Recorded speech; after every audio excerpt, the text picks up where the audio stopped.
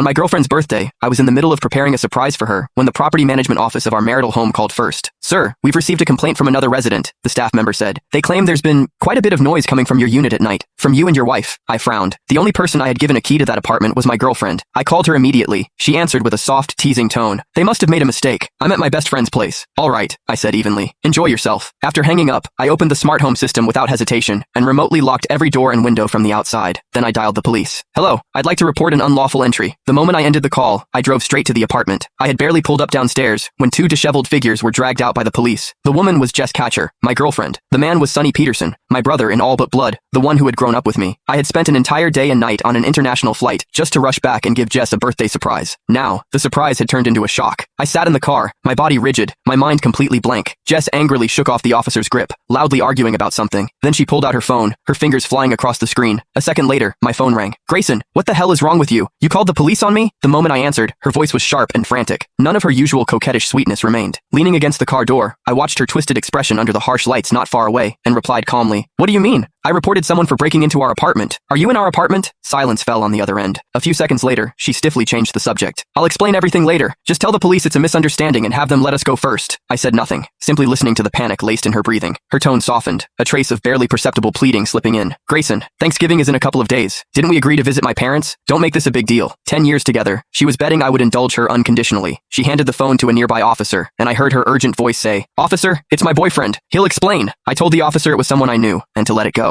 A faint, meaningful chuckle came from the other end. Kid, you ought to wise up. Then the call ended. I knew exactly what he meant. But knowing something is one thing. Seeing it with your own eyes is another. When betrayal stands before you in the flesh, wearing the two faces you know best, the impact is enough to crush you entirely. I saw Sonny holding Jess's hand with a wounded expression, murmuring something softly. She kept patting his back, comforting him. The scene was both blinding and absurd. Just 2 days ago, Sonny had been on the phone with me, helping me plan a surprise for her, grinning as he said, Hurry up and marry Jess already. I'm waiting to drink at your wedding. I pulled out my phone and, as if possessed, opened his social feed. The latest post, uploaded an hour ago, was a grid of photos, a birthday cake, and red wine. Even though the background had been blurred, I recognized it instantly as our apartment. The caption read, She said she only spends important days with me. She and I, that's what us really means. My fingers stiffened as I scrolled down. Last holiday, Jess had told me she had to work overtime on a last-minute project, pulling an all-nighter. On Sonny's feed, there were two intertwined hands, fireworks lighting up the riverside behind them. On the woman's wrist was a small red mole, one I knew all too well. On the last Valentine's Day, Jess had said her best friend was heartbroken and needed company. Sonny had posted a photo of 2 movie tickets, before sunset, with the caption, Watching an old film with the one I love. And then there were the 14th of every month, when Jess always found one excuse or another to avoid seeing me. So that was where she had been, with Sonny. What else was there left not to understand? Not far away, the police seemed to finish lecturing them, and began to leave. Sonny took Jess's hand, as if ready to lead her away. In that moment, I decided to give her one last chance.